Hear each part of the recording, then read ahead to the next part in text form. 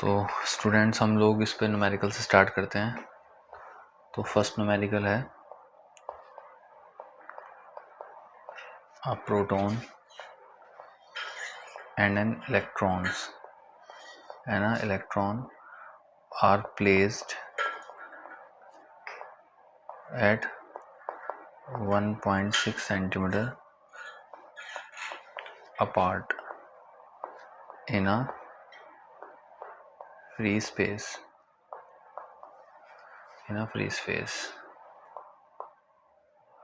Find the magnitude of force between them.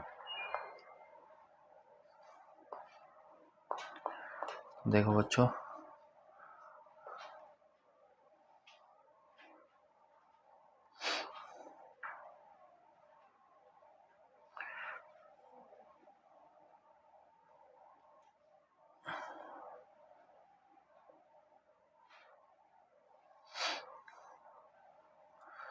जैसा कि आप देख सकते हैं इसमें प्रोटॉन है और एक इलेक्ट्रॉन है। ठीक है बच्चों, तो Q1 हो जाएगा आपका E प्लस, जिसमें चार्ज होगा प्लस 1.6 इंटू 10 की पावर माइनस 19 गुलाम। Q2 होगा आपका E माइनस, क्योंकि वो एक इलेक्ट्रॉन है, तो माइनस 1.6 इंटू 10 की पावर माइनस 19 गुलाम। दोनों के बीच में डिस्टेंस कितना है? 1.6 सेंटीमीटर। ऐसा यूनिट में चेंज करेंगे तो 1.6 इंटू 10 की पावर माइनस 2 मीटर। और फ्री स्पेस की बात कर रहा है, तो फ्री स्पेस का मतलब हो जाएगा एप्सिलॉन नॉट, यानी परमिटिविटी कितनी हो जाएगी? 8.85 इंटू 10 की पावर माइनस 12। ठीक है बच्चों, और ये कितना हो जाएगा आपका? कूलम्ब स्क्वायर पर न्यूटन पर मीटर स्क्वायर, ये इसकी यूनिट होती है। यूनिट में कोई दिक्कत हो तो फॉर्मूला है आपके पास, F equals to 1/4 epsilon not Q1 Q2 upon R square.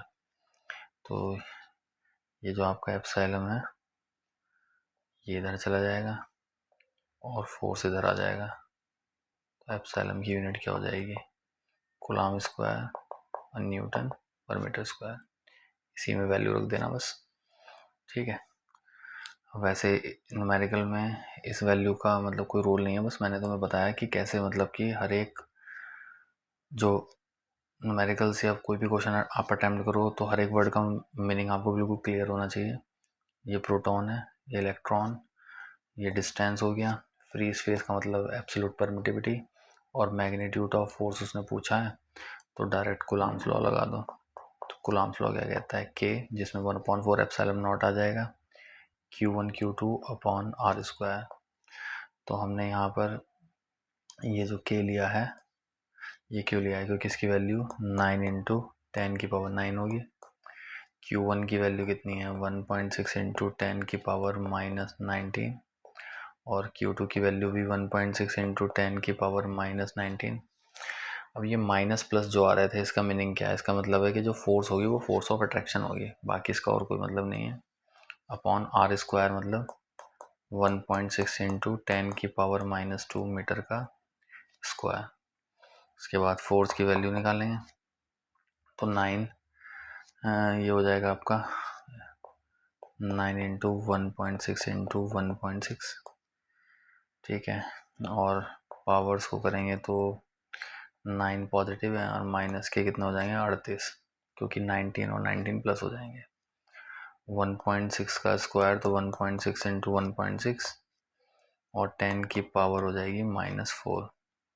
ठीक है बच्चों, तो फिर 1.6 से 1.6 कैंसिल, 1.6 से 1.6 कैंसिल, तो ये हो जाएगा आपका 9 इंटू 10 की पावर -29, और नीचे क्या है? 10 की पावर -4, तो जगह 10 इंटू 9 इंटू 10 की पावर -29, और ये -4 इधर जाकर प्लस, तो फोर्स की वैल्यू हो जाएगी बच्चों 9 इंटू 10⁻⁻25 न्यूटन, ये आपका मैग्नीट्यूड ऑफ फोर्स हो जाएगा, ये आपका आंसर होगा।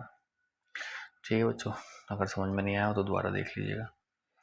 डायरेक्शन अलोंग, तो डायरेक्शन भी होगा, बस डायरेक्शन वैसे उसने पूछा नहीं है, लेकिन अगर वो डायरेक्शन पूछेगा तो भैया डायरेक्शन होगा आपका, ये जो फोर्स है ये लगेगी एक्ट अलोंग द लाइन,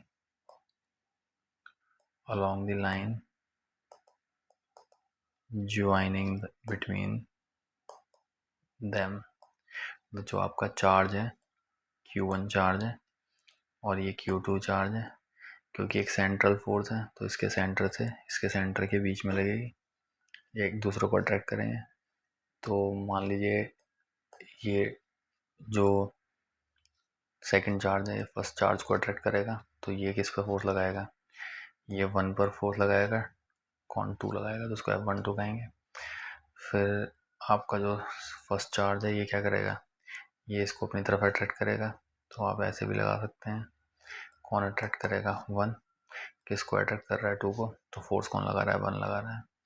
ये ऐसे भी दिखा सकते थे कि ये 2 अट्रैक्ट कर रहा है 1 को, तो इस तरीके से F12 और F21 दोनों एक ही फोर्स हैं। न्यूटन थर्ड लॉ अगर आपने पढ़ा हो तो F21 फोर्स जो है वो F12 के इक्वल है, बस डायरेक्शन क्या है, अपोजिट। दोनों का मैग्नीट्यूड क्या होगा, इक्वल, जो कि ऊपर निकाल चुके हैं। चलिए बच्चों एक और, ठीक है, चलिए एक और न्यूमेरिकल ले लेते हैं। न्यूमेरिकल डाइलेक्ट्रिक कांस्टेंट तो हमने पहले पढ़ ही लिया है। चलिए वेक्टर फॉर्म पढ़ लेते हैं। Vector form of Coulomb law. देखिए वेक्टर फॉर्म क्या होगी, आपके पास 2 चार्ज हैं, ये आपकी एक्स एक्सिस हो गई, ये वाई एक्सिस हो गई, ये हो गया आपका एक्स एक्सिस, ये हो गई वाई एक्सिस, और इसके बाद जो है ये ओरिजिन, यहाँ पर मान लीजिए कि आपका Q1 चार्ज है, तो ये जो आपका Q1 चार्ज है इसका पोजीशन होगी, तो इसका एक पोजीशन वेक्टर बना लेते हैं। ये पोजीशन वेक्टर हो गया आपका,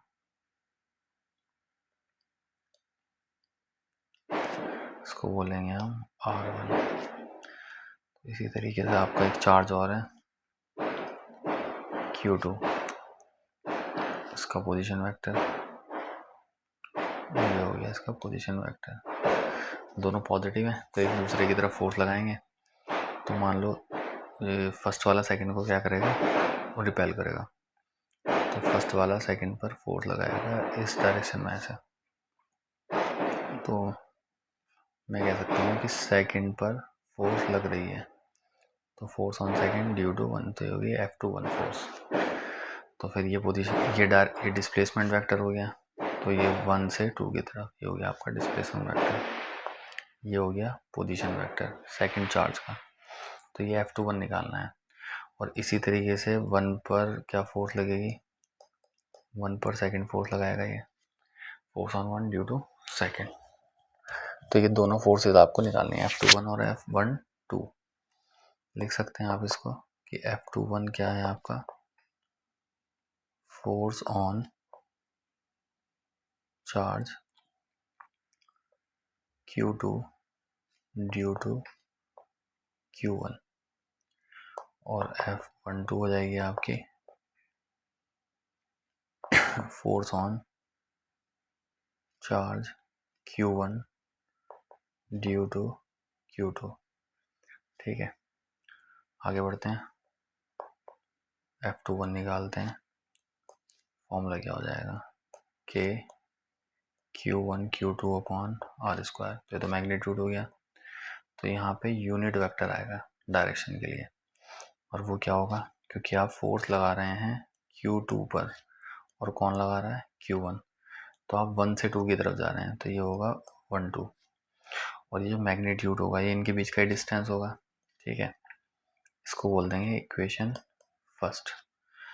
तो R12 वेक्टर किसके इक्वल होगा, इसके मॉडुलस के इक्वल और इनटू इसका यूनिट वेक्टर। तो यहाँ से हम यूनिट वेक्टर की वैल्यू निकालेंगे जो कि R12 vector upon R12 vector का मॉडुलस के इक्वल होगा। ये वैल्यू रखेंगे तो ये जो फर्स्ट इक्वेशन है ये क्या हो जाएगी, F21 equals to K Q1 Q2 upon R, और R यूनिट वेक्टर की जगह आ जाएगा R12 वेक्टर अपॉन R12, ये तो स्क्वायर हो जाएगा R12 वेक्टर का मॉडुलस। अब देखो ये मॉडुलस है तो ये भी दोनों चार्जेस के बीच का डिस्टेंस है, ये भी दोनों चार्जेस के बीच का डिस्टेंस, तो सही भी मैं क्या लिख सकता हूँ, R12 लिख सकता हूँ। ये भी मॉडुलस एक तरीके से, मैं इसे लिख सकता हूँ F21 vector K Q1 Q2, ये R12 का स्क्वायर और ये R12, ये दोनों एक ही तो चीज़ है, तो ये हो जाएगा आपका R12 वेक्टर के मॉडुलस का स्क्वायर और ये हो जाएगा R12 वेक्टर। तो एक तो आप इसे कह सकते हो कि ये हो गई आपकी वेक्टर फॉर्म, इसको आप वेक्टर फॉर्म कह सकते हो, ठीक है। और क्या कर सकते हो, अगर वो डायग्राम सही से देखो दोबारा जाकर तो उसमें क्या दे रखा है आपको, उसमें दे रखा है कि एक आपका चार्ज यहाँ पर Q1 है और एक यहाँ पर चार्ज है Q2, और ये है आपका R12 वेक्टर डिस्प्लेसमेंट वेक्टर, ये पोजीशन वेक्टर है और ये दूसरे चार्ज का पोजीशन वेक्टर है। तो आप देखो इसमें ट्रायंगल लॉ लगाओ, क्या होता है triangle law, triangle vector law of addition, triangle law vector law of addition 11th में पढ़ा होगा आप लोगों ने। इसमें क्या करोगे, बाय R1 वेक्टर का जो ये हेड है और आपका R12 वेक्टर की जो टेल है आपस में मिली हुई है, तो ये किसके इक्वल होगी आपकी R2 वेक्टर के लिए, क्योंकि इनिशियल के टेल से फाइनल के हेड की तरफ ये वेक्टर बन रहा है। तो यहाँ से R12 वेक्टर की वैल्यू हो जाएगी आपकी R2 vector minus R1 vector, और इसे उठाकर आप सेकंड इक्वेशन में रख देंगे। तो F21 की जो वैल्यू है वो कितनी हो जाएगी आपकी K Q1 Q2 अपॉन, ये तो मॉडुलस है तो R12 वेक्टर का मॉडुलस का, ये स्क्वायर नहीं रहेगा बच्चों, सॉरी स्क्वायर तो ये यहीं था और एक वैल्यू ये थी, तो ये कितना हो जाएगा क्यूब हो जाएगा, ठीक है।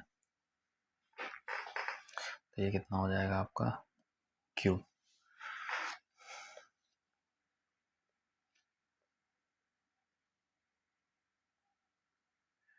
देखिए तो यहाँ पर क्या लिखेंगे आप क्यूब, और ये वैल्यू पुट कर देंगे आप R12 की वैल्यू, तो R12 की वैल्यू क्या हो जाएगी R2 vector minus R1 vector, equation बन जाएगी थर्ड।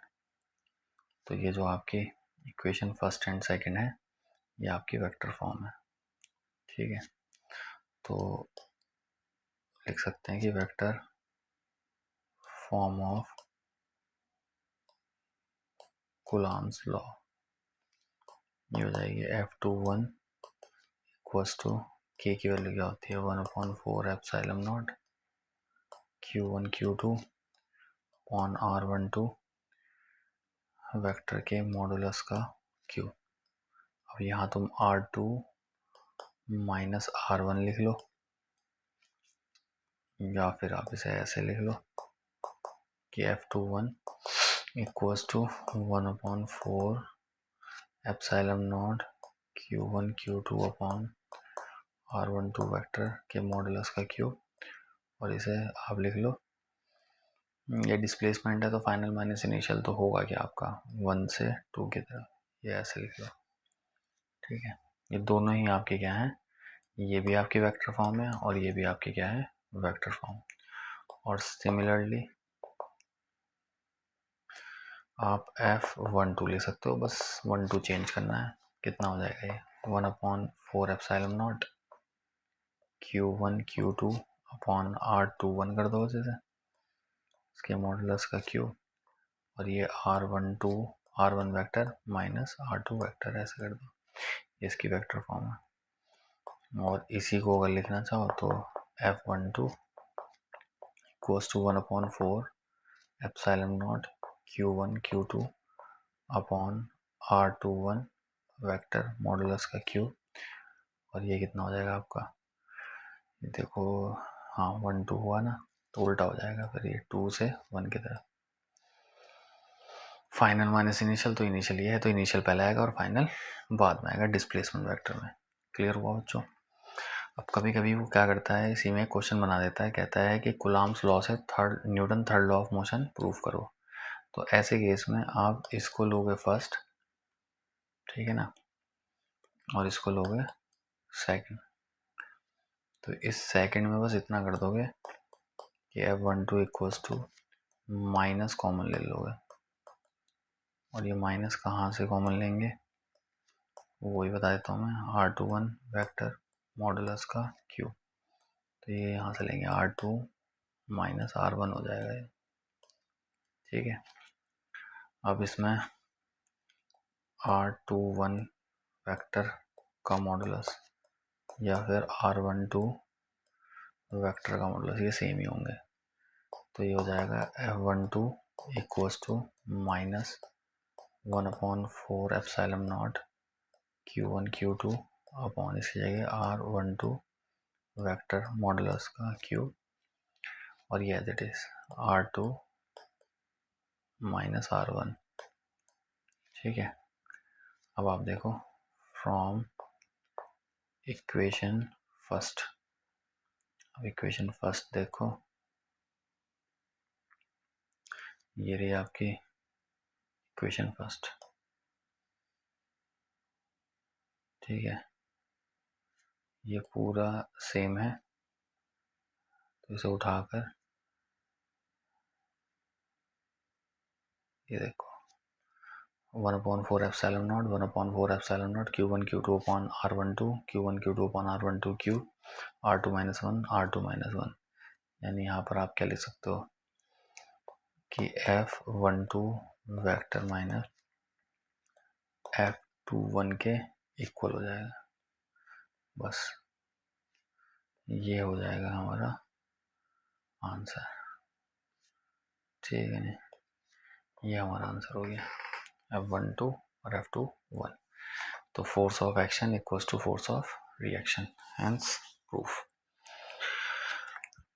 काफ़ी पीछे का यूज़ होता है बच्चों इसमें। आगे बढ़ते हैं, Newton third law of motion आपका प्रूफ हो गया। देखो न्यूमेरिकल, एक और न्यूमेरिकल पे आते हैं। न्यूमेरिकल है कि आपके पास एक राइट एंगल ट्राइंगल है, ठीक है। चलिए नेक्स्ट लेक्चर में करेंगे इसको।